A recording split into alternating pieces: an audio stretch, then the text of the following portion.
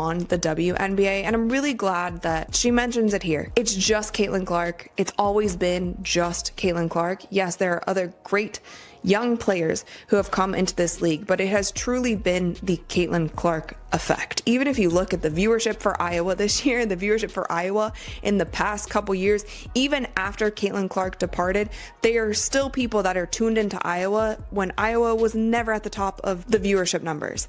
It's because of Caitlin Clark. When she came into the league, the Indiana... Caitlin Clark with 32 points, 9 assists, and 8 rebounds. Here's Clark on her return. Caitlin Clark didn't just enter the WNBA, she detonated it. Record-breaking performances, packed arenas, and a future worth billions. But when veterans started taking shots at the face of the league, the fallout was swift. The real question is, what happens when one player becomes untouchable? DeShields found out the hard way. One reckless shoulder check, one moment that exploded on social media, and suddenly, her career was over. This is the hard foul involving Clark and Kennedy Carter, the moment the WNBA drew a line in the sand, and the WNBA's Golden Girl was gone, waived by 3 teams. Career shattered. Why? Not because she couldn't play, but because she crossed a line no one dares to touch. Caitlin Clark. This isn't just basketball drama. It's a story about money, power, and the game's unwritten rules. By the end, you'll understand why some say the WNBA is finally protecting its future, and why others think it's building a system where one player matters more than everyone else. Stay with me. This story is more complicated than you think. Caitlin Clark, the arrival that shook the WNBA. To understand why DeShields is crying in a rental car surrounded by cardboard boxes, you need to understand what Caitlin Clark did to the WNBA in 12 months. She didn't quietly enter the pros. She came in like a comet, and the impact crater is still expanding.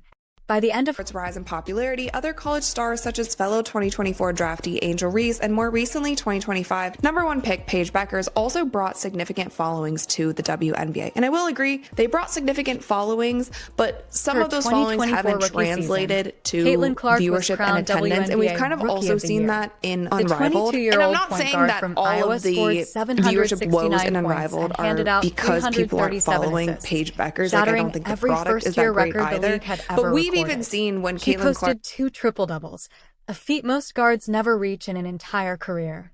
She sank shots from the logo that would make NBA stars think twice. And wherever she played, the crowds followed. The Indiana Fever, her team, saw their season attendance skyrocket to 643,000 fans. That's not a mistake. They surpassed the second-place team by more than 200,000 spectators. 3 different arenas broke the 20,000 mark just to watch her. League-wide attendance jumped 48% in a single season. Sellouts tripled. Now the WNBA is cashing in on this sudden boom in popularity, landing a major media rights deal. TV ratings surged into territory the WNBA had never seen before. Primetime viewership jumped 170% over the previous year, and where the eyes went, the money followed. League-wide merchandise sales climbed by 6.1%. Sponsors who had ignored women's basketball for years suddenly started writing checks faster than ever. Shoe deals appeared. Soft drink campaigns launched. Primetime ad spots that once featured anonymous highlight clips now focused on one player's face. Networks began quietly discussing a post-2026 television contract worth 9 figures per year, a figure that would have sounded impossible just 3 years earlier. Caitlin Clark became what league insiders bluntly call the cash cow, the golden goose. She was the lead, the economic engine that finally made the WNBA's decades-long promise of profitability feel real. She wasn't just a Rookie of the Year contender, she was the answer to every financial prayer the league had been whispering since 1996. But here's the reality of being the league's most important player. Every move you make casts a shadow over someone else. And in the parts of the game where the cameras don't shine and the endorsement deals don't reach, resentment was quietly building. Jealousy was simmering. And some players decided that if they couldn't share the spotlight, they would at least make sure the Golden Girl knew she was not welcome. The hard foul happened before Clark had even played 20 games, a mistake that exploded into a national controversy. The first real incident came on June 1, 2024, a sold-out arena. National television. The Indiana Fever facing the Chicago Sky in a matchup that mattered more for ratings than standings. The play itself should have been routine. Clark released a pass and began transitioning back on defense, eyes tracking the ball down the court. She never saw it coming. Chicago guard Kennedy Carter didn't go for the ball. She didn't contest a shot or fight through a screen. She ran straight into Clark, shoulder first, with a level of force that belonged in a football highlight. The next day, the WNBA upgraded the foul to a flagrant. Carter later said she had no regrets. Clark didn't just hit the court, she hit the floor. The whistle sounded, the officials gathered, and after watching the replay, they upgraded the call to a flagrant foul. Not a flagrant 2, which would have meant ejection, just a flagrant 1, essentially a slap on the wrist, a firm warning with no real punishment. Within hours, the clip was everywhere. Every sports page, every platform shared it. Hashtags blew up. Analysts broke down the hit frame by frame, pointing out how Carter's shoulder was lowered, how her path was intentional, and how she never made a play on the ball. This wasn't competitive contact. This was a targeted hit. And Carter's reaction only fueled the fire. Instead of apologizing, she doubled down online, saying she got hit in the head on the previous play and that it was just a heat-of-the-moment thing, adding that she didn't even know Clark. Then came the side-eye memes, the cryptic posts, behavior that screams, "no regrets," louder than any press conference ever could. The basketball world waited for punishment. It never came, at least not officially. Carter finished the game, wasn't suspended, and wasn't fined in any meaningful way. The league released the usual statement about reviewing plays and protecting players, and then the story moved on to the next headline. But something had changed. The hit was too public, too deliberate, and the message was clear. This physical moment involving the WNBA's most high-profile rookie raised serious questions. It was too clearly a targeted hit on the league's most valuable asset. And while the official punishment was minimal, the unofficial consequences were just beginning to pile up. By training camp 2025, Kennedy Carter's phone had gone silent. Teams that needed guards weren't calling. Her agent reported dead air from front offices that should have been interested. She started showing up in overseas league discussions and YouTube vlogs, the kind of content players turn to when their professional options have vanished. Social media analysts who track player marketability started using a single word to describe her situation: radioactive. Too risky to sign. The flagrant 1 didn't end her career, but the target of that flagrant 1 might have. And Kennedy Carter was only the opening act. DeShields' fatal mistake came next. If Carter's hit was the warning shot, DeShields chose to ignore it completely. DeShields wasn't a fringe roster player with nothing to lose.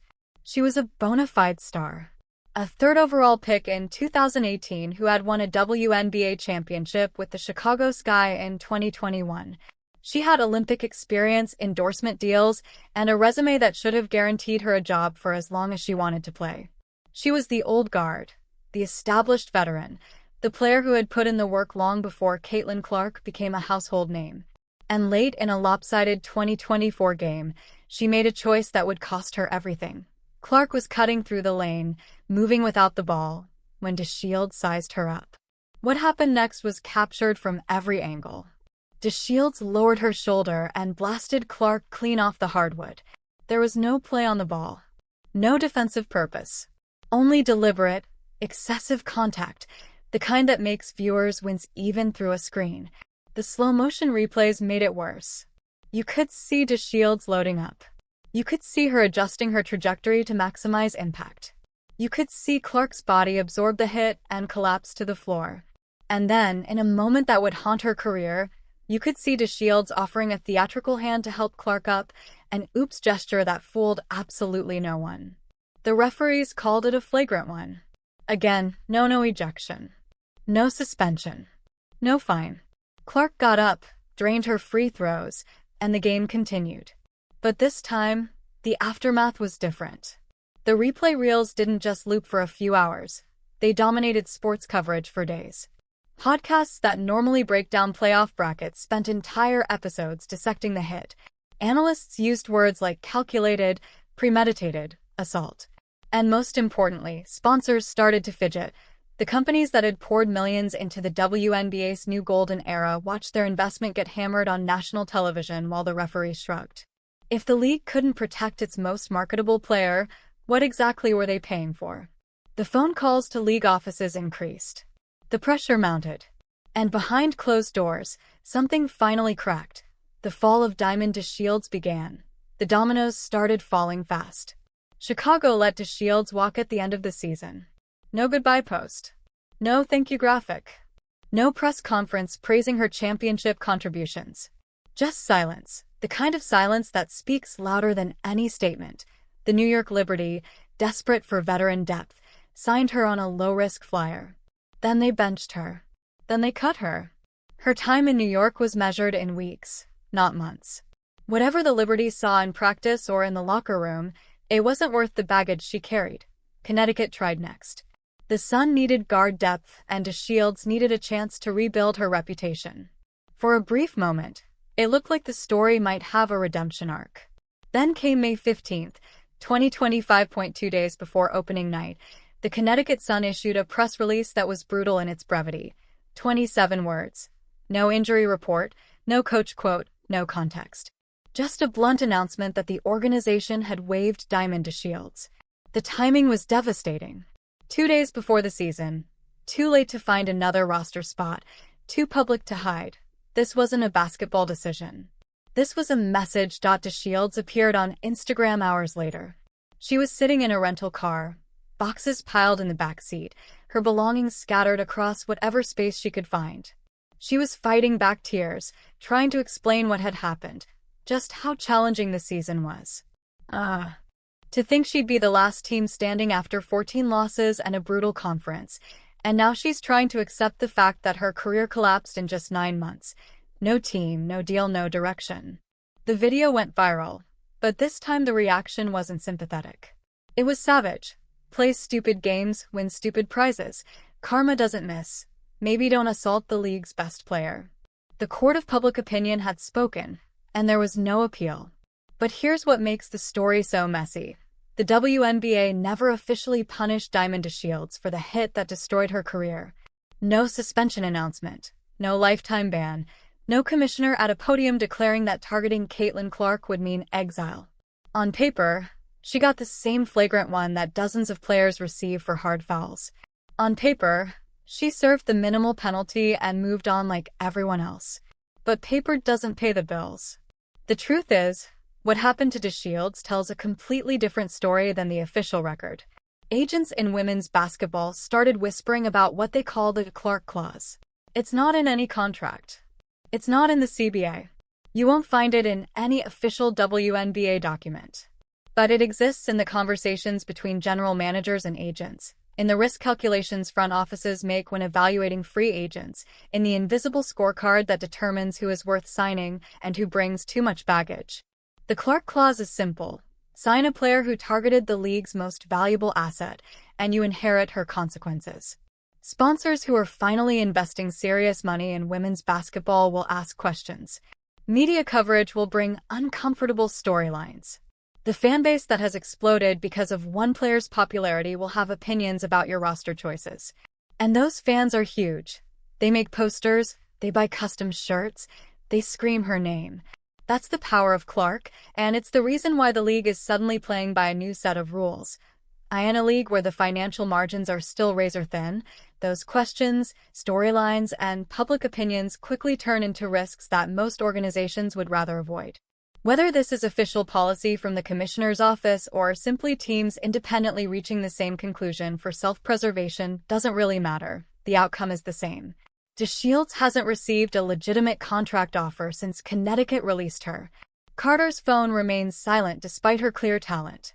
Other players who delivered questionable hits on Clark during her rookie season have seen their career paths shift in surprising ways. Opportunities vanish without explanation. Roster spots go to less skilled players with cleaner reputations.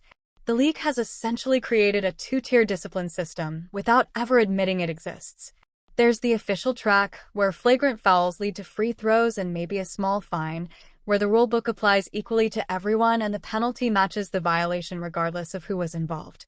Then there's the unofficial track, where certain actions trigger consequences no rulebook can describe, where the market becomes the enforcement mechanism and careers end not through suspension but through silence. Some people call this justice finally arriving. They argue that Clark absorbed illegal hits repeatedly during her rookie season, while the league did almost nothing. They say the players who threw those fouls knew exactly what they were doing and are now facing the appropriate fallout for targeting the sport's biggest star. The system is protecting its most valuable asset, even if it's doing it through back channels instead of official punishment. And honestly, maybe that's how it should work.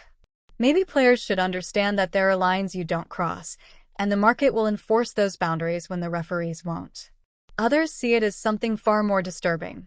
A protection racket built around one player, a system where careers become disposable not based on what you did, but based on who you did it to. A league more focused on protecting its investment than enforcing consistent, transparent discipline. If DeShields had delivered the exact same hit to a player who wasn't generating nine-figure television deals, would she still be unemployed? Everyone knows the answer. And that answer exposes something uncomfortable about how the WNBA really operates beneath its official rules. Now, with Clark sitting at 20 points, the practical truth is impossible to ignore, no matter how you feel about the moral side of it. Every player fighting for a roster spot now knows there's one athlete you simply cannot risk fouling too aggressively. Forgetting that rule doesn't result in a short suspension or a small fine. It can cost you your entire career while the league acts like it had no role in the fallout. DeShields' downfall exposed tensions the WNBA had been trying to hide, and race is undeniably part of the discussion. Clark is a white guard from Iowa who stepped into a predominantly black league and instantly became its biggest attraction. The endorsement money that poured in for her didn't come at the same pace for players who spent years building the league. The media attention that turned her rookie season into a global event never existed for the veterans who paved the way. Some of the bitterness aimed at Clark isn't personal. It's about what her success symbolizes. The harsh truth that marketability in American sports still favors certain demographics, and the frustration of seeing a newcomer get chances that were never offered to equally talented veterans. But race isn't the only divide. There's also the clash between the old guard and the new wave players who fought for recognition for years, watching a rookie rewrite history before her first season was even over, and veterans who helped build the league now watching the money arrive just as they're past their peak. And then there's the question of league leadership. Why did Commissioner Kathy Engelbert stay quiet while her most valuable player endured hit after hit? Why were official penalties minimal while the real consequences ended careers anyway? Some analysts even suggest a more explosive theory, that NBA Commissioner Adam Silver, increasingly invested in the WNBA's rise and terrified of sponsors fleeing, may be quietly shaping how the league responds, quietly communicated the cheap shot that optics wouldn't be tolerated. No official memo leaked, but veteran media insiders insist front office phones were blowing up during the weeks the Clark fouls dominated the headlines. Whatever was said behind closed doors, the message was clear: hurt the league's ticket seller and you lose your job. That became the new reality. The 2025 season begins under brighter lights and far more scrutiny than any year before. Teams now plan in two columns. One is basketball, pick-and-roll coverage, rotations, defensive schemes, all the tactical chess coaches have always managed. The other is optics, the new factor that influences every strategy. You can double-team Clark hard, make her take tough shots, contest every pass. That's competition. But the moment defense crosses into targeting, cameras capture it, social media amplifies it, sponsors take notice, and consequences follow. Coaches now brief rookies on camera angles before they explain defensive assignments. Brand representatives sit courtside with crisis statements pre-written, ready to respond to whatever the broadcast captures.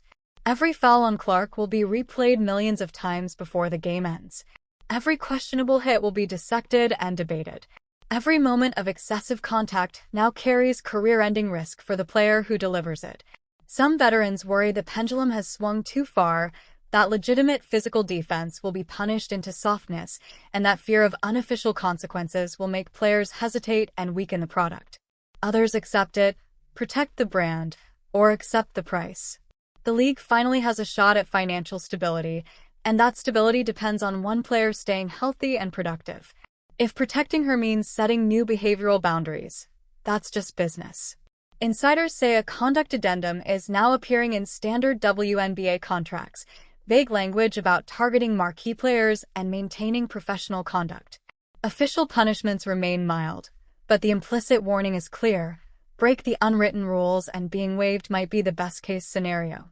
As Clark's rise continues and Diamond DeShields fades into the background, one question hangs over the league. How far is the WNBA willing to go to protect its future? The rules are being rewritten, but what happens when business outweighs fairness?